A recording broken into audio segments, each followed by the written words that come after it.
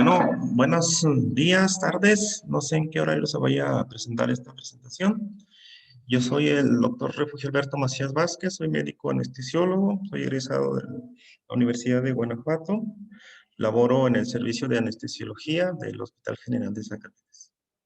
Muy amablemente, el personal de enseñanza me invitó a participar, dándoles una breve plática de lo que son inotrópicos y vasopresores. Me refiero a breve por la cuestión que es un tema muy complejo y la verdad se llevarían muchas horas, varios días en abarcar todo el tema. Voy a hacer el mayor esfuerzo de darles una breve plática en lo que vaya siendo de 50 a 60 minutos, porque yo considero que más de 60 minutos una plática se vuelve tediosa y ya no se aprovecha a la misma calidad que una buena presentación. Bueno, como antecedentes, vamos a ver que en 1785 se descubre el uso de la digoxina. Es el primer inotrópico registrado en la historia. Después de ahí no es hasta 1900 donde empieza a sintetizarse lo que es la epinefrina. Pasan otros 50, 60 años, en la época de los 60 se vuelve a hacer auge y desde donde empieza lo que es la formación de la dopamina, que algunos de ustedes ya conocen, y actualmente está un poquillo más en desuso.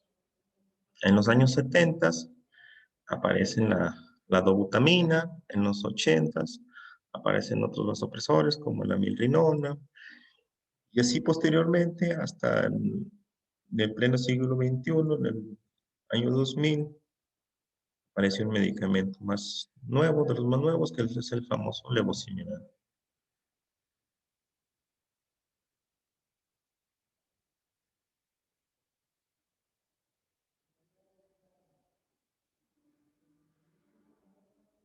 Bueno,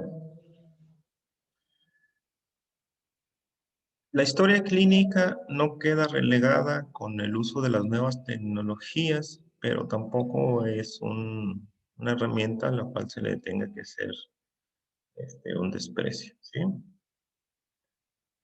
Esta se me hizo muy bonita porque el ultrasonido es algo muy interesante.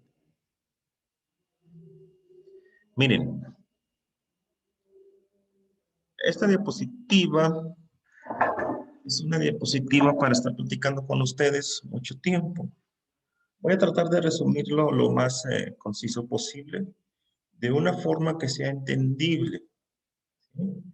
Y entendible me refiero a que cuando vuelvan a ver esto, ya digan, ah, es por esto, por aquello, y no surjan tantas dudas. Para entender los inotrópicos y los vasopresores, tenemos que entender que existe una precarga, ¿sí? Una contractilidad miocárdica y una poscarga. ¿Qué debemos de entender de la precarga? La precarga es aquel volumen sanguíneo que le llega a la aurícula izquierda, aurícula derecha, y en resumen es el retorno venoso. Esa es una parte fisiológica normal del gasto cardíaco, del ciclo cardíaco. Después encontramos una contractibilidad miocárdica, ¿sí? Que es la fuerza con la cual el corazón se contrae para recibir una precarga, o sea, un volumen del retorno venoso. Después de la contractilidad miocárdica aparece una cosa que se llama poscarga, ¿sí? Esto quiere decir la resistencia con la cual el ventrículo izquierdo se va a topar en la primer vaso, que es la aorta. Si nosotros tuviéramos una presión de 120/80, que sería, en teoría es lo idóneo, pero que no es así, la poscarga se está enfrentando a una resistencia de 80 milímetros de mercurio. A eso se refiere la poscarga. Es como cuando usted entra a un salón y afuera están unos compañeros haciéndole una broma y detienen la puerta. Entonces, la fuerza con la que usted trate de abrir esa puerta es la misma fuerza que el ventrículo izquierdo hace para sacar ese volumen sistólico hacia los vasos sanguíneos, ¿sí? Entonces, si vemos aquí está el concepto de precarga, el concepto de contractilidad miocárdica y el concepto de poscarga. El volumen, el volumen sistólico hace referencia a la cantidad de sangre que expulsa el ventrículo izquierdo en cada contracción, ¿sí? Normalmente un volumen sistólico, todas las referencias bibliográficas lo marcan, algunas de 60 mililitros, algunas de 70 mililitros o algunas otras incluso hasta 80 mililitros. Si usted hace ese número de, vamos a dejarle en 70 mililitros por una frecuencia de 60 latidos por minuto, eso nos va a dar un gasto cardíaco, que es la cantidad de sangre que va a bombear el corazón en un minuto, ¿sí? Ahora, ¿por qué tenemos que saber la precarga? ¿Por qué? Porque hay algunos inotrópicos que nos van a actuar en la precarga y otros no. Hay algunos inotrópicos que nos van a actuar en la contractilidad miocárdica y otros que nos van a modificar la poscarga. Si ven, toda esta imagen tiene muchas flechitas. La razón es porque todo está interrelacionado, ¿sí? Cuando hablamos de precarga, ahí vamos a encontrar algunos medicamentos que los pusimos en otra referencia, ¿sí? Es el tema que nos atañe en este momento, los sinotrópicos.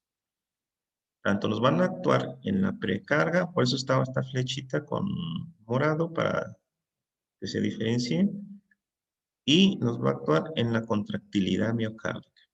Entonces, cuando ustedes les digan o escuchen la palabra inotrópico, ya mentalmente ustedes vayan eh, haciendo referencia a que vamos a hablar de precarga y contractilidad miocárdica.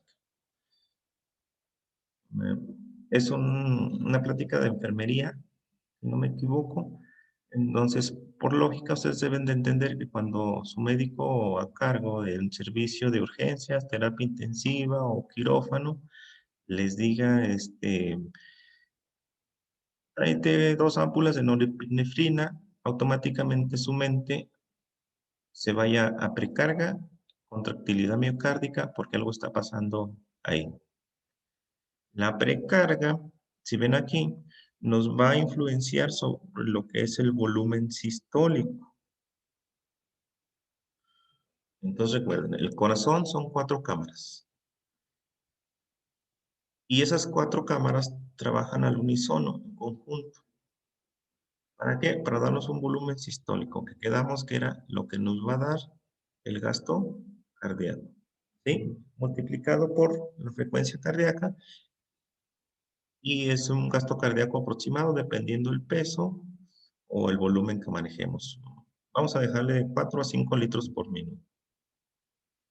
La poscarga nos va a influenciar en lo que es el volumen sistólico.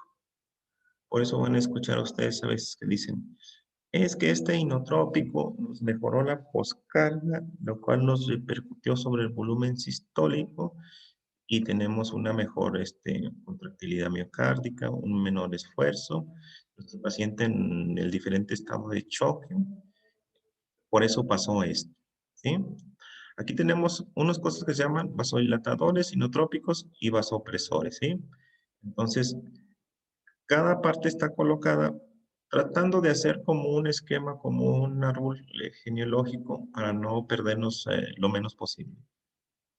Acuérdense que las resistencias vasculares sistémicas es lo que comúnmente conocemos como la presión arterial, lo que tiene que ver con los vasos a nivel sistémico y periférico, ¿sí? Tanto venosos como arteriales. Por eso los vasopresores están en esta área, junto a la poscarga y a las resistencias vasculares sistémicas. Las resistencias vasculares sistémicas, ¿en qué nos van a traducir? Nos van a traducir en una presión arterial, ¿sí?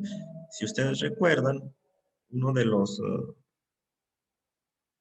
una de las acciones más comunes que hacemos en un hospital es medir la presión arterial a un paciente, ¿sí? Pero si ves, esa presión arterial está dada por las resistencias vasculares y por el gasto cardíaco. Entonces, el volumen sistólico nos va a delimitar un gasto cardíaco. Todo esto precedido por una precarga, una contractilidad miocárdica y una poscarga, ¿sí? Una frecuencia cardíaca que junto con un volumen sistólico nos van a dar un gasto cardíaco. Y eso nos va a mantener en un estado hemodinámico en un paciente, ya sea sano o en un paciente en un estado de choque. Hay varios tipos de choque. Igual es un tema para muchas horas, pero vamos a tratar de ubicarnos en lo que nos atañe, en lo que es los inotrópicos y los cronotrópicos. Los vasopresores principalmente, ¿sí? Son los que nos van a hacer una vasoconstricción, nos van a actuar en la poscarga, en las resistencias vasculares sistémicas. Y los inotrópicos nos van a actuar en lo que es la contractilidad miocárdica, la fuerza con la cual el corazón late. ¿Sale? Entonces, si ven, es un poquillo difícil de ver, pero en realidad es muy fácil de entender.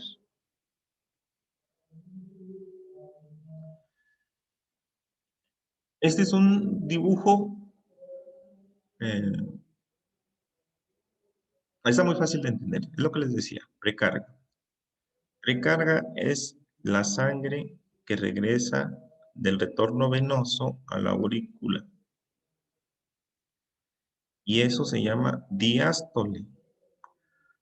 Es un globo. Cuando usted agarra un globo, lo infla o lo llena de agua, se va expandiendo. Depende del retorno venoso, es la cantidad que se va a expandir esa aurícula. Acuérdense que la diástole obedece a la ley de Frank-Starling. Esto quiere decir que entre más se expanda ese globo o esa cavidad, con mayor fuerza se va a contraer. ¿Vale? A eso es a lo que se le refiere la precarga. ¿Sale? Entonces, este dibujito lo puse porque es muy fácil de entender. Llega a aurícula derecha, de ahí va a ventrículo derecho, de ventrículo derecho va a la pulmonar, de la pulmonar hace la circulación en los pulmones y luego regresa a la aurícula izquierda y de ahí el ventrículo izquierdo. El ventrículo izquierdo pasa hacia lo que es la aorta. Entonces, si ven, aquí es donde estamos en la poscarga, ¿sí? Por eso tiene un dibujito como si fuera una llave, ¿sí? Y aquí una resistencia o una fuerza con la cual tenemos que vencer esa llave. Ese es un dibujo ya un poquillo más serio, ¿sí? Pero a veces las cosas graciosas a veces nos hacen entender un poquito más. Cuando ustedes ven un electrocardiograma, pues algunos hasta se los tatúan ahí, ay, mira un electrocardiograma, sí, se ve muy bonito, ¿sí? Y sí, y es muy fácil de entender, ¿sale? Acuérdense lo que les dije, 4 cavidades, 2 aurículas, 2 ventrículos, ¿sí? Contractilidad, precarga, poscarga. La contractilidad es la fuerza con la que el corazón se contrae e empuja la cantidad de sangre en sus cavidades. La precarga, la cantidad con la que se va a llenar, y la poscarga es la fuerza con la que se va a expulsar esa cantidad de sangre que se llenó en la precarga.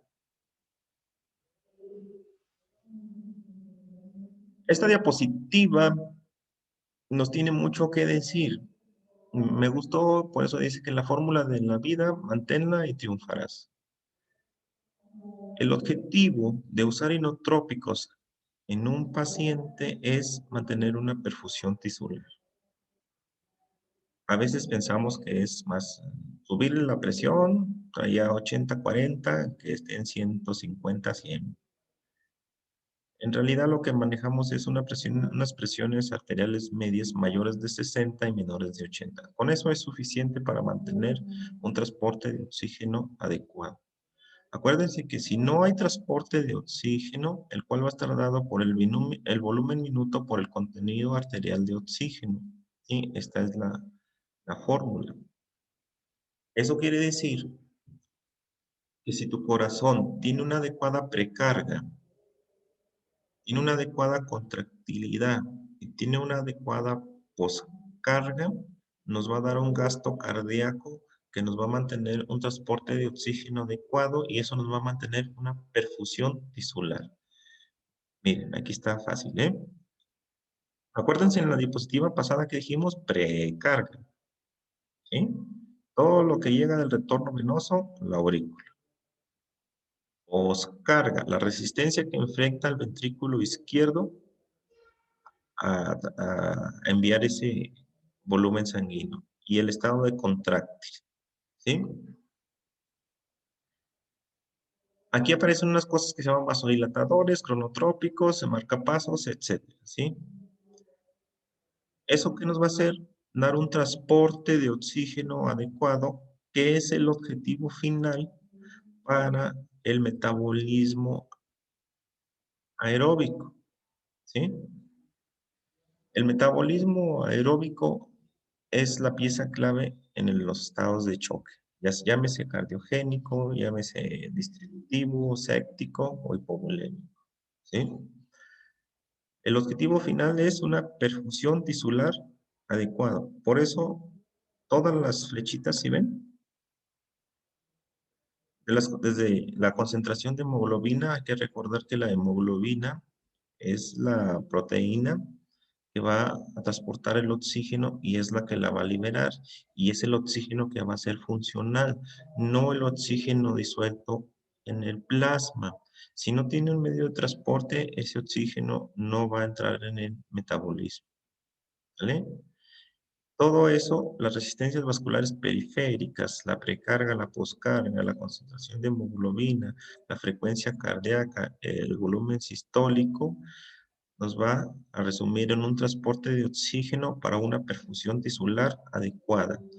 Y en resumen, lo que tratamos de hacer cuando a un paciente le ponemos inotrópicos, cronotrópicos, vasopresores o vasodilatadores es mantener una perfusión tisular adecuada. Ese es el objetivo final de ponerle aminas a un paciente. O sea, es un poco chistoso a veces cuando se asustan de que, es que el paciente tiene aminas. O sea, a veces por falta de conocimiento pensamos que es algo muy malo, pero no, o sea, el objetivo final es perfusión tisular adecuada, ¿sí? Por eso se llama la fórmula de la vida y por eso todo termina en transportar el oxígeno y que el oxígeno llegue a la mitocondria y se realice el ciclo de Krebs. Ese es el objetivo final. Hay muchas terminología, cosas básicas que debemos saber para que en automático ya lo entendamos, que es un cronotrópico, contractilidad miocárdica, y la contractilidad miocárdica nos va a dar un gasto cardíaco adecuado. Los vasopresores son agentes que aumentan la resistencia vascular sistémica e incrementan la presión arterial, ¿sí? Eso ya también lo vimos. Cronotrópicos que nos aumentan la frecuencia cardíaca. Y luciotrópico mejora la relajación durante la diástole, ¿sí? Acuérdense que está diástole y sístole. A veces nos enfocamos más en la sístole que en la diástole.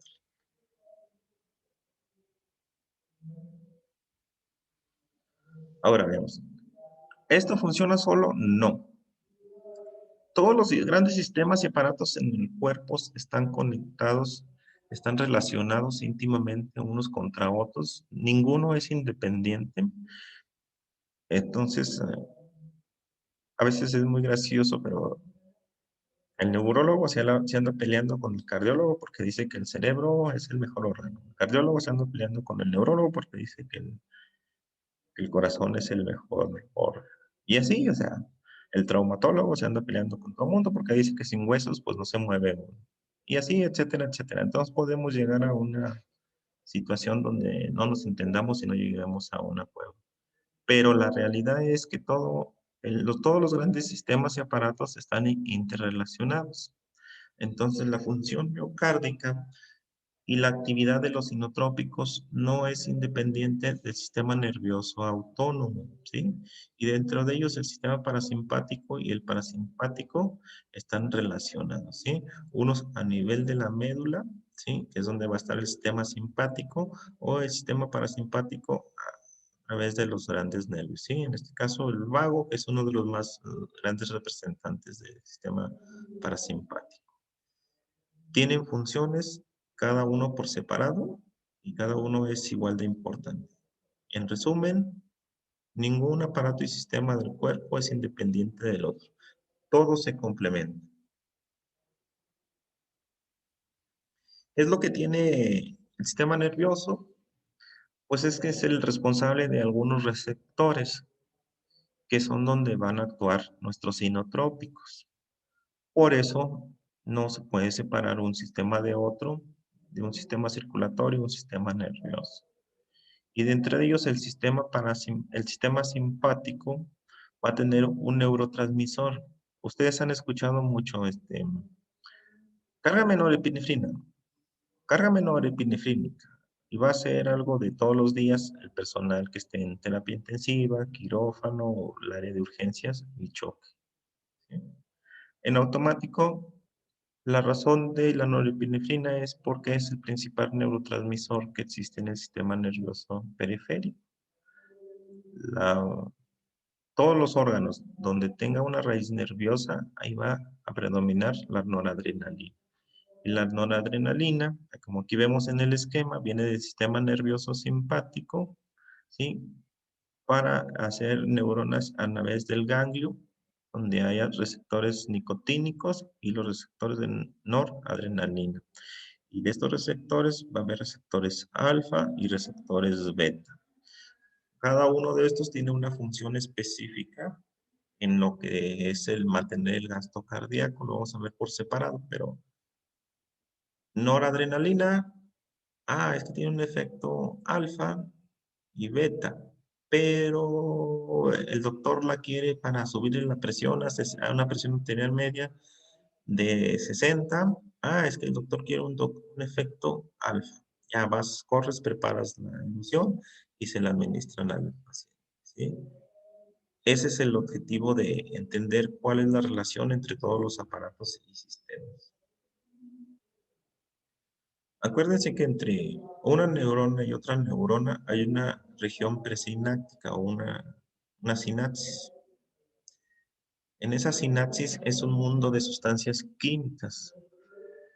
Y si lo recuerdan, hace rato les comenté que la noradrenalina es la principal amina que se encuentra en el cuerpo. Es la que nos mantiene las resistencias vasculares sistémicas. Para que vayan recordando la primera diapositiva, ¿sí? Precarga, contractilidad, poscarga, resistencias vasculares sistémicas, presión arterial, gasto cardíaco, volumen sistólico, frecuencia cardíaca, ¿sí? Es la que se libera y es la que nos va a mantener una presión arterial normal. Tiene efectos sobre el receptor alfa y el receptor beta. Depende de la concentración que nosotros querramos, va a ser nuestro efecto y lo vamos a ver un poquito más adelante. Su mecanismo de acción es un poquillo más complejo de todos los inotrópicos y sería hablar de mucha biología molecular, pero acuérdense de esto. Todos terminan haciendo una fosforilación para hacer que el calcio actúe en la sarcómera y haya una contractilidad, ¿sí? Porque, por ejemplo, miren, aquí tenemos un receptor beta 1, ¿sí? ¿Qué quiere decir el receptor beta 1? Que nos va a ayudar en el inotropismo, ¿sí? Tenemos un medicamento, un inotrópico, llámese norepinefrina, a ciertas dosis favorece la acción beta 1, que a través de las proteínas G y la de la lactasa ciclasa va a formar el ATP, se va a transformar en el AMPP cíclico y ese a través de otras hormonas nos puede actuar en los canales de sodio y potasio. Hay algunos nuevos medicamentos que están actuando sobre esto, aún no salen al mercado, pero están en investigación. Y en el retículo sarcoplásmico lo que nos va a hacer es la liberación de calcio, que nos va a actuar en el sarcolema para que haya una contracción. Aunque entiendan eso, es básico y fundamental. ¿Sí? Nos podemos meter y podemos hablar en todas las enzimas y todas esas cosas, pero el tiempo no nos daría, bueno, tendríamos que tener muchísimas horas para eso. Entonces, ahora sí vamos a hablar de algunos de los principales. Eh, en hospitales de segundo nivel, lamentablemente no se cuentan con todos. E incluso algunos hospitales de tercer nivel, a veces hay carencia de algunos. Pero vamos a hablar de los más comunes, de los que ustedes como personal de enfermería tengan a su disposición y conozcan. Y de entre de ellos tenemos a la dobutamina. ¿Qué pasa con la dobutamina? No es una mina natural, ¿sí? Esta es una mina sintética.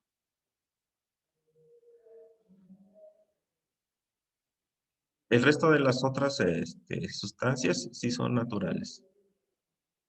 La dobutamina tiene un efecto inotrópico positivo, principalmente beta 1.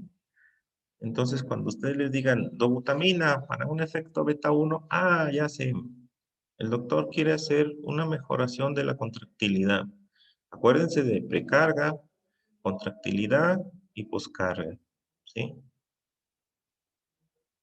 ¿Sí me expliqué? No sé. Bueno, sí, espero que sí me haya explicado. Me pidió dobutamina por esto y por esto. ¿Por qué?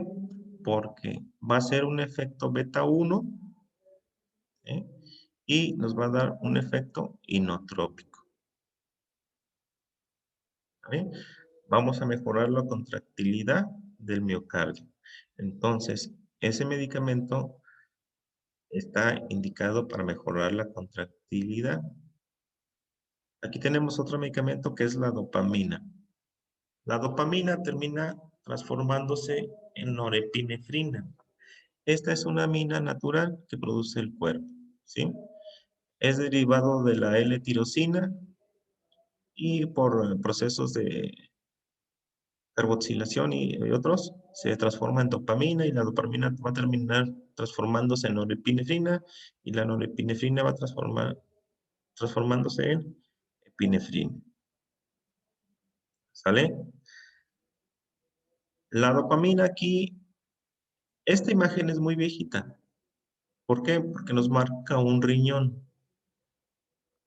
Antes se manejaba mucho la dosis DOPA. Por eso, por lógica, vas a decir, mira, esa diapositiva es viejita porque las actuales ya no coinciden en que el efecto DOPA sea un efecto benéfico, ¿sí? Tenemos la norepinefrina y la epinefrina. Las más comunes que ustedes, me imagino que aquí en el hospital usen sea la norepinefrina, dobutamina, o dopamina, que ya prácticamente está en desuso, la epinefrina solamente en ciertos casos, pero es mucho más raro ver una infusión de epinefrina o un bolo de epinefrina. ¿Sale? Entonces, en las unidades donde se administran estos fármacos es común encontrar todas estas cosas, estas bombas y todo ese relajo que se hace.